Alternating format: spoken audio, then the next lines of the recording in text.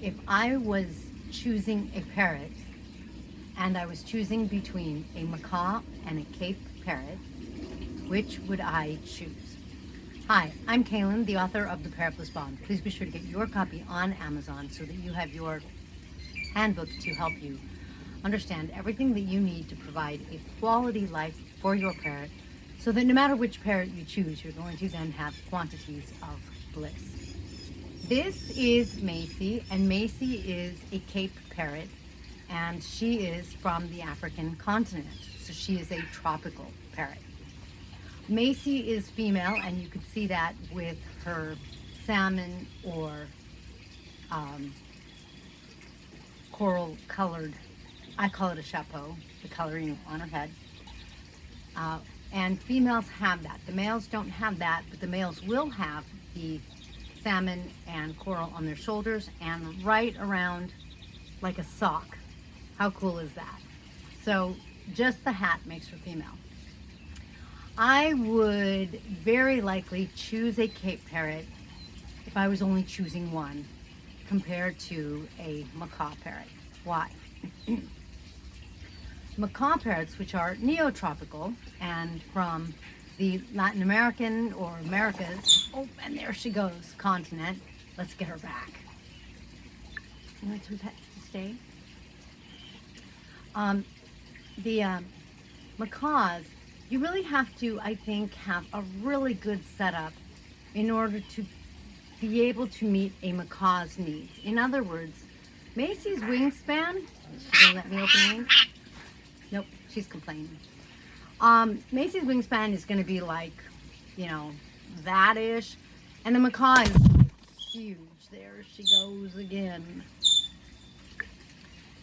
So given the wingspan difference, that means that giving your parrot room to fly around so that they can get exercise and stay healthy in your home is a lot easier to do with a Cape Parrot. That neotropical, incredibly beautiful, gorgeous, colorful macaw has such a big wingspan that, generally speaking, most homes may or may not be large enough. Certainly anything smaller than a house is probably not going to be large enough. We have this back area which is enclosed as a lanai, and it gives our macaws room to fly back and forth and fly around in circles here, and they make it look kind of small. So macaws really kind of have this need for space. In addition to that, macaws have very profound voices, I shall say. They can be very loud. I'm fortunate, a friend came over and I was like, yeah, fortunately my macaws aren't loud back here, so my neighbors, I haven't had issues. As a matter of fact, a lot of my neighbors, I think, love being able to see a beautiful macaw out back. He goes, yeah, your macaws are pretty quiet. So generally speaking, macaws they're gonna make some noise. How much depends a lot on the individual macaw and whatever's going on with that macaw. But within the whole macaw family, you've got parrots that can really make a loud call. I don't know if you can see the houses that are across the lake, like over there. But when we go for a walk and we're on the other side of the houses, we can hear our macaws sometimes. So that's a pretty significant amount of sound. If you are in a small house or an apartment or something like that, you could see why that would be a problem.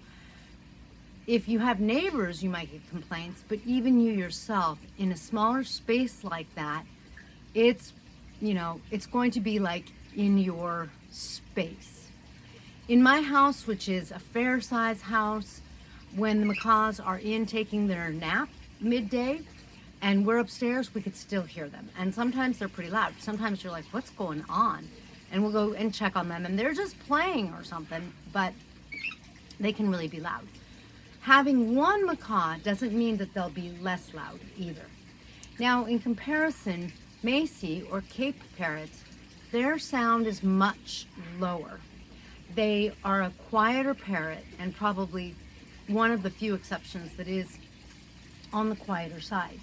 You did hear her chirping, sort of, and they do have a high pitch. Why do you keep leaving me?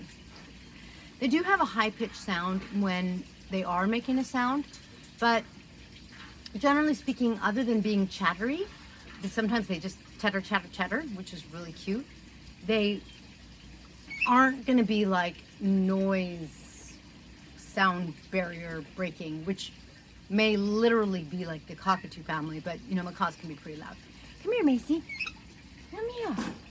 Come here. When we go for a walk, it's not like the capes are out here, because usually the macaws are, but we wouldn't be able to hear them.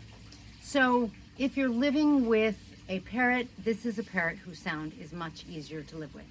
Come here. Come here. Next, talking ability. These are both parrots that talk, but there's a big difference. Macaws are said to be able to pick up 10 to 15 words or phrases that they're going to say or repeat. Whereas Cape Parrots are supposed to be able to be almost as prolific speaking as an African Grey. And that's quite a title, given that African Greys are, you know, the best speakers as far as really mimicking a voice, but also as far as being able to pick up a huge vocabulary when they are worked with.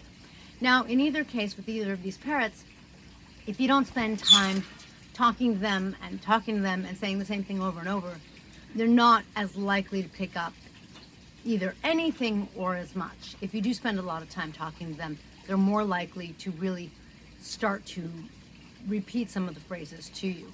And our capes are starting to repeat phrases, but Macy, I got her at 1.5 years, and I don't know what her history had been that first 1.5 years. And the others, they're a little younger, so, you know, like I said, I'm starting to hear phrases, but it's still a little early, so we'll see. Or it's a little early, but they should be starting, so we'll see.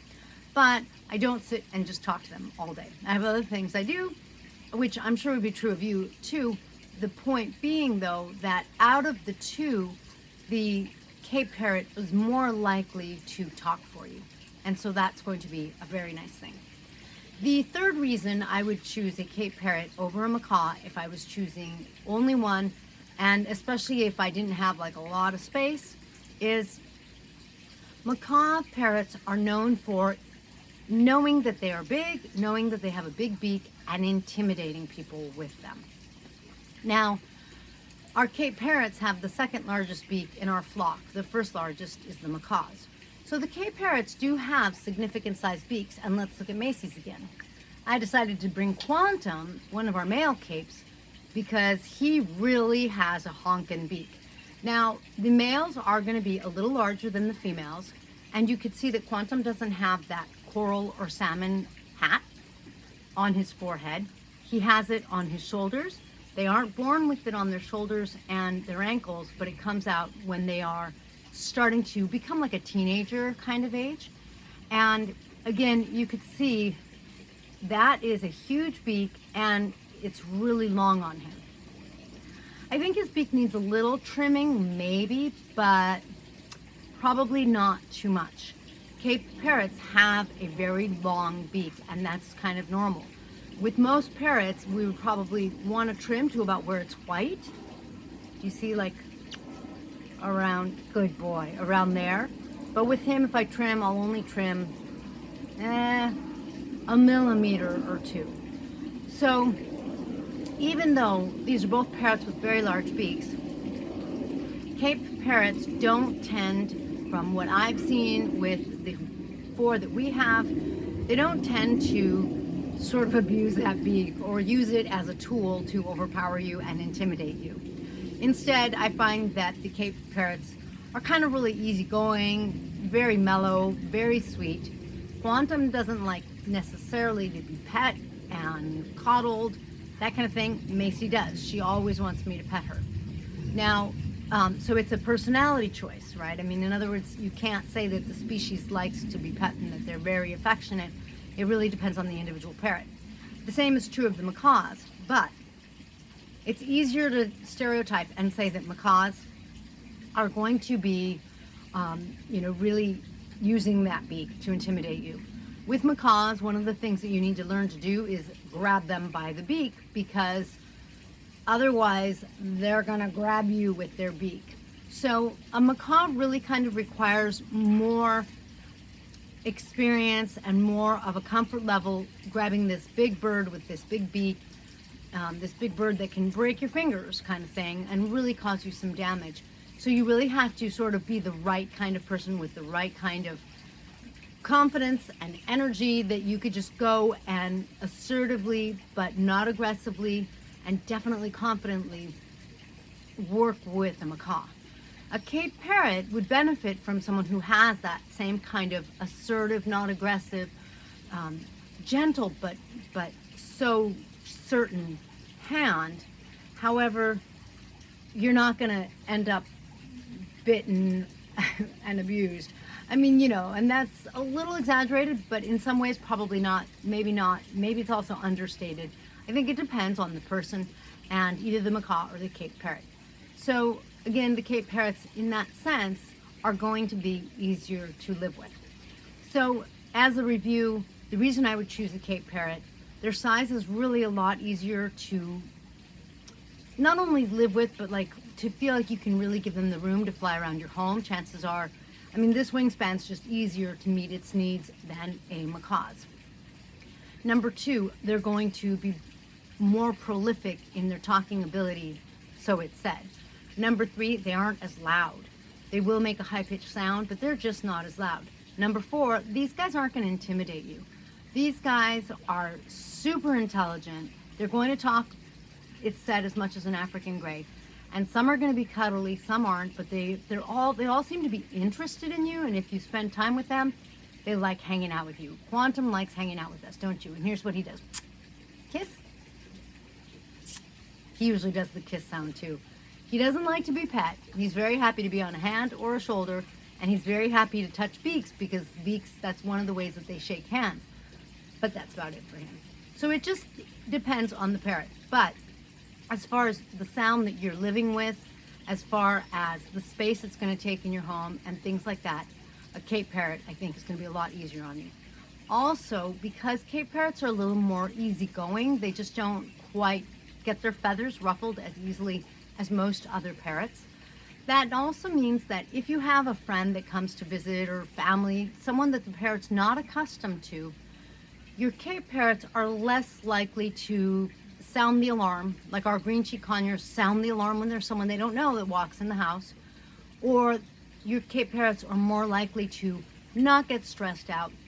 It doesn't mean that they're going to befriend your friend, but they are more likely to not have a reaction. And a lot of other parrots really have a reaction. Our macaws do that. If there's a big crane out back or the gardeners are out back, we know because the macaws are being loud and they're letting us know that something's wrong. And so then we just, it's like we always know. We just always know. And then we see it, we see a big bird flew overhead. It's like, oh, here they go, that kind of thing. So a lot easier to live with in that sense. I hope that helps you if you are looking at possibly adding a macaw versus a Cape Parrot. Cape Parrots are definitely, I think, harder to find, harder to come by, but definitely worth it. They are going to be about the same price as a macaw, and that's generally speaking because macaw prices range depending on the species, but they are going to be pretty comparable, and